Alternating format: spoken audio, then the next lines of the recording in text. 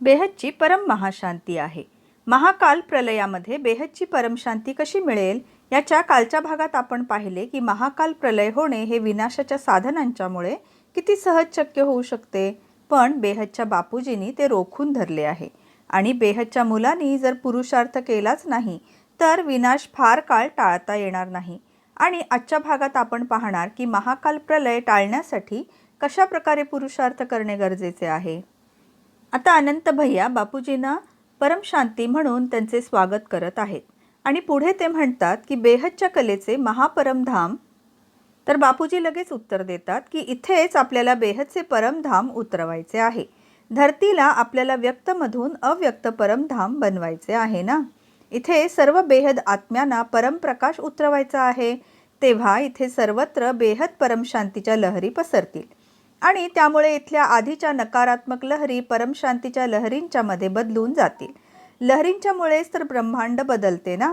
ब्रह्मदेवाने संकल्पाद्वारे सृष्टी बनवलेली होती आणि महाशिवाने केवळ एक संकल्प केला होता, त्यातून अनंत अनंत शिव निर्माण झाले। यानंतर महाब्रह्मांड तयार झाले आणि नंतर अनेक महाब्रह्मांड तयार झाली। म्हणजे थोडक्यात संकल्पातूनच पूर्ण सृष्टी तयार झाली।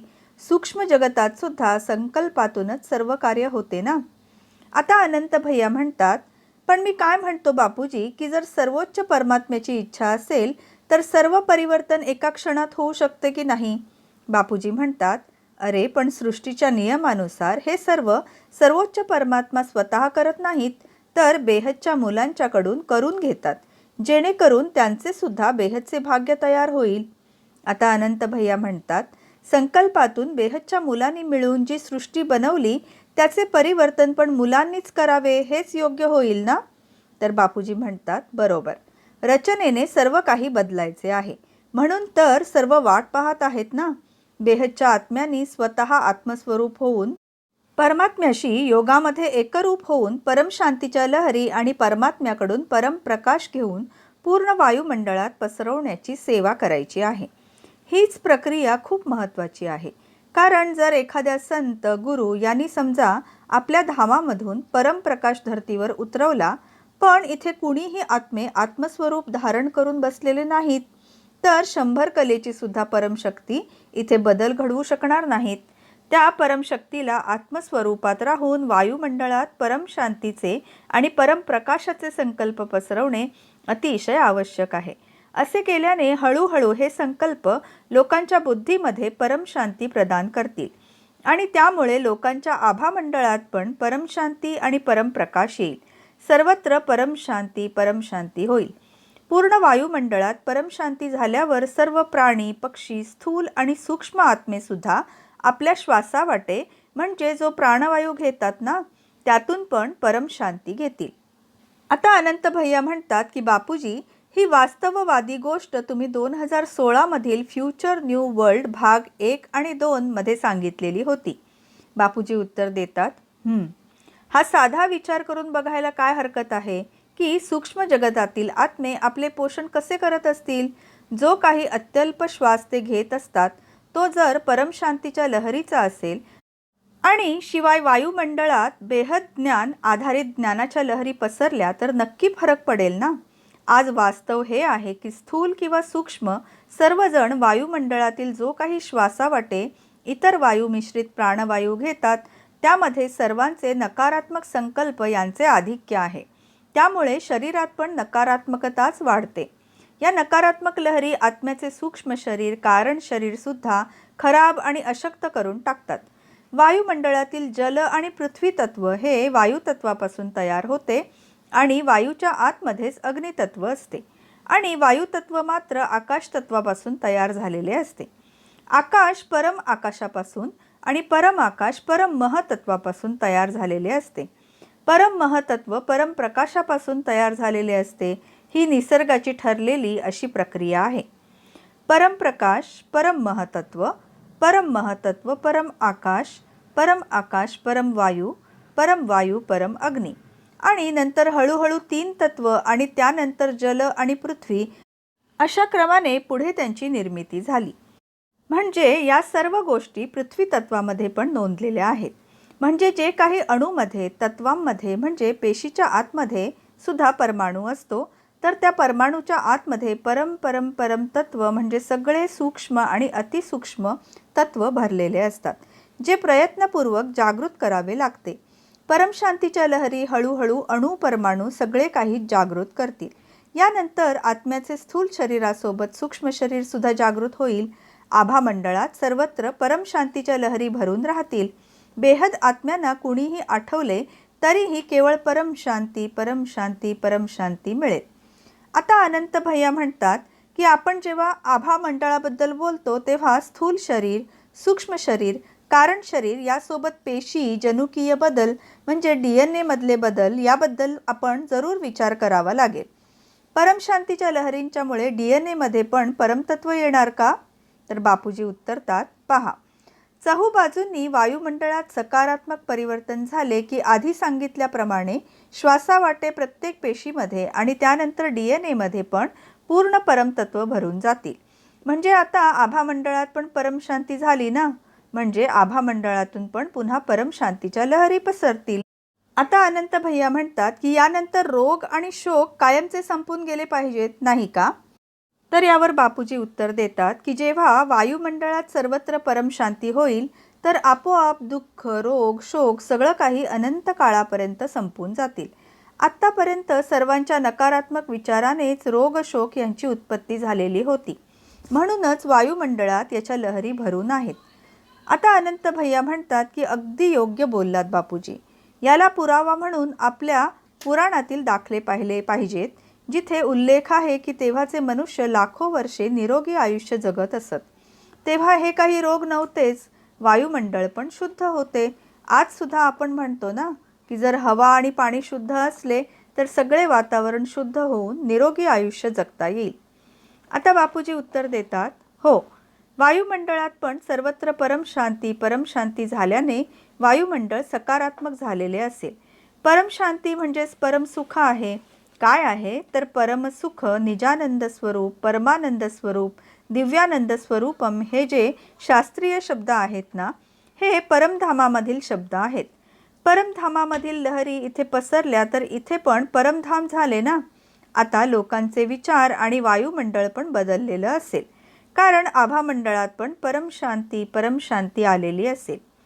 अनंत भैया म्हणतात की आता सर्वांनी एक प्रयोग केला पाहिजे की प्रत्येक बेहद आत्मा जो बेहद ज्ञान घेतो आणि परमशांतीच्या लहरींच्या वर विश्वास ठेवून परमशांती परमशांती म्हणतो, त्या सर्वांनी वायुमंडळात परमशांती प्रस्थापित करण्यासाठी आत्मस्वरूप होऊन दिवसभर दैनंदिन कामे करताना परमशांतीचा अजपाजप करावा. तुम्ही सांगता त्याप्रमाणे बापूजी नियतकर्म केले की त्वरित आत्मस्वरूप होऊन राहावे आणि केवळ परमशांती परमशांती परमशांती म्हणावे. यावर बापूजी उत्तर देतात की हो, झोपेत सुद्धा केवळ परमशांती परमशांतीचा विचार आला पाहिजे, कारण जसजसे परमशांतीच्या लहरी वायुमंडळात आणि DNA मध्ये भरून जातील तसतसे चेतन मन, अवचेतन मन आणि कारण शरीर इथून सर्व नकारात्मक विचार आणि कर्मबंधन समाप्त होतील. यानंतर तमोगुण प्रधान निद्रा पण स्थूल शरीराला त्रास देणार नाही. उलट रजोगुण याची योगनिद्रा अनुभवता येईल. अनेक जन्मातील जे कर्मांच्यामुळे होणारे कारण महाकारण शरीरातील रेकॉर्ड आहे ना, परमशांती आणि परमप्रकाश यामध्ये ते बदलून जाईल. सगळीकडे फक्त परमशांती परमशांती होईल.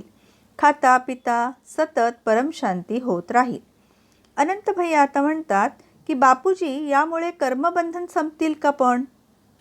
तर बापूजी उत्तर देतात की कर्मबंधन तर संपून जातील ना. या परमशांतीच्या लहरी हळूहळू आत्म्याच्या सूक्ष्म शरीरातील रेकॉर्डिंग सकारात्मक बनवेल. सूक्ष्म शरीरावाटे कारण शरीर पण सकारात्मक होईल. आणि समजा आत्मे या लहरी आपल्या शरीरात घेण्यासाठी असमर्थ असतील तर त्या वायुमंडळाला सकारात्मक बनवतील. या सगळ्या प्रक्रियेला अंदाजे किती वेळ लागेल बापूजी, असे अनंत भैया पुढे विचारतात. बापूजी म्हणतात, थोडा वेळ लागेल कदाचित, पण लोकांना परम महाकाल प्रलय रोखून धरायचा आहे. यावर अनंत भैया म्हणतात की महाकाल प्रलय तर खूप लांबची गोष्ट आहे. ती जेव्हा होईल तेव्हा होईल, पण तोपर्यंत लोकांच्या दुःख आणि कष्टावर काय इलाज करता येईल बापूजी? तर बापूजी म्हणतात की असे पहा, कुणालाही जर परमशांती हवी असेल तर त्यांना परमशांती म्हणायला विचार करायला पाहिजे. कारण जो विचार तुम्ही कराल तसेच तुम्ही व्हाल. ज्याचा विचार तुम्ही कराल तेच तुम्हाला मिळेल. कारण विचार करणे हे सुद्धा एक कर्मच आहे ना. अनंत भैया पुढे विचारतात की परिवर्तन व्हायच्या आधीच जर सर्व दुनिया निरोगी झाली तर बापूजी उत्तर देतात, त्यासाठी सर्वांना आत्मस्वरूप होऊन ज्ञानयोग करावा लागेल. त्याच्या सहाय्याने आपल्या घराचे वायुमंडळ तरी बदला ना. इंग्रजीत म्हण आहे ना की चॅरिटी बिगिन्स ॲट होम. घराचे वातावरण बदलले की आपोआपच सर्व घरचे सदस्य पण बदलतील, कारण त्यांना परमशांती मिळेल. जे परमशांतीच्या लहरी पसरवत आहेत त्यांचे पण संकल्प सिद्धीला जातील आणि त्यांना जो कुणी आठवतो त्या सगळ्यांना परमशांती मिळेल. तुमचे कट्टर वैरीसुद्धा तुम्हाला नकारात्मक पद्धतीने आठवतील तशी त्यांनासुद्धा परमशांतीच मिळेल आणि त्यांना जाणीव होईल की मी तर त्याला आठवून शिव्याशाप दिले तरीही मला परमशांतीचा परतावा मिळाला. याचे कारण जो कोणी बेहद आत्म्यांना आठवतो त्याच्या आभामंडळातील लहरीसुद्धा परमशांतीच्या होऊन जातील. कारण बेहद आत्मे तर सर्वोच्च परमात्म्याला आठवत असतात आणि आपल्या आभामंडळात परमशांतीच्या लहरी साठवत असतात ना. म्हणून मी बेहदच्या बच्चांना सांगतो की तुम्ही सतत म्हणजे कर्मयोगी होऊन आत्मस्वरूप धारण करून बुद्धीने सर्वोच्च परमात्म्याला आठवत राहा. म्हणजे मग थेंब थेंब परमप्रकाश आणि परमशांती तुमच्या आभामंडळात साठत राहील. परमशांती प्रस्थापित झाली की त्या वाटेसुद्धा तुमचा ऑरा यामध्ये परमशांती येत राहील. ऑरामधून म्हणजे आभामंडळातून परमशांतीने तुमचे सूक्ष्म शरीर बदलते आणि त्यानंतर कारण शरीर बदलते. कारण शरीरात परमशांती झाल्यावर तुमचे सर्व पूर्वजन्मांचे रेकॉर्डिंग नष्ट होते आणि त्यातून सर्वत्र परमशांती मिळते. तुमची इच्छा असो किंवा नसो तुम्हाला सकारात्मकतेने बदलून टाकले जाईल. मन, बुद्धी आणि संस्कार हे कारण शरीराच्या आधारेच राहतात आणि परमशांतीच्या लहरीने कारण शरीर तर बदलते ना. आता हवा, वायुमंडळात श्वास घेताना सुद्धा केवळ परमशांतीच मिळेल. परमशांतीच्या लहरीने महाकारण शरीरसुद्धा बदलून जाईल. यानंतर सर्वांच्या मनात केवळ चांगलेच विचार येतील. यामुळे सर्वांना परमशांतीची अनुभूती होईल. हळूहळू चहूबाजूनी परमशांतीच्या लहरी ब्रह्मांड, महाब्रह्मांड म्हणजे Galaxy, universe, great universe, great great universe आणि त्यानंतर सर्व मल्टिवर्सपर्यंत सर्वांना परमशांती मिळेल. मल्टिवर्सपर्यंत तर 100 कलेच्या लहरी पाहिजेत. आता अनंत भैया म्हणतात की ज्या गोष्टी इथे आहेत त्याच तिकडे पण आहेत का बापूजी? तर मग बापूजी उत्तर देतात की या परमशांतीच्या लहरी चहूबाजूनी पसरल्या की अंतसमयी आम्ही ज्यांना वरदान दिलेले आहेत ते आणि त्यांचे घरसुद्धा परमशांती आणि परमप्रकाशाचे दीपगृह म्हणजे लाईट हाऊस होईल. त्यांचे घर परमतीर्थक्षेत्र होऊन जाईल. चहूबाजूनी लोक या लाईट हाऊसवर विव्हळत येतील आणि परमप्रकाश, परमशांती प्राप्त करून शांत होतील. आता अनंत भैया म्हणतात की जे आपल्या ज्ञानयोगाच्या क्लासमध्ये येतात त्यांनाच वरदान मिळालेलं आहे. तर बापूजी उत्तर देतात, अरे ज्यांना वरदान दिलेले आहेत त्यांची घरं भारतात असू देत किंवा परदेशात असू देत, त्यांची घरं नेहमीच लाईट हाऊस होणार आहेत.